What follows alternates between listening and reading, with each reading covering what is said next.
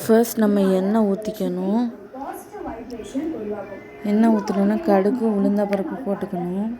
அடுத்து கடலைப்பருப்பு போட்டுக்கணும். அதை போட்டு நல்லா வதக்கணும். நெக்ஸ்ட்டு வரமிளகா போட்டுக்கணும். அதை போட்டு நல்லா ஃப்ரை பண்ணணும். அது வதங்குற அளவுக்கு வெயிட் பண்ணிவிட்டு நெக்ஸ்ட்டு வெங்காயம் போடணும். வெங்காயம் போட்டு நல்லா வதக்கிக்கணும்.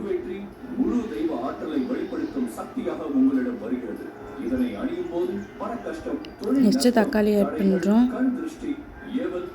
அதை போட்டு நல்லா வதக்கிக்கணும். நெக்ஸ்ட்டு புளி போட்டுக்கிறோம், கொஞ்சோண்டு புளி. நெக்ஸ்ட்டு கருவேப்பிலை, கொத்தமல்லி போட்டு நல்லா வதக்கிக்கணும். லாஸ்ட்டாக பெருங்காயம் போட்டுக்கிறோம். அவ்வளோதான். இப்போ நம்ம சட்னி தயாராகிடுச்சு.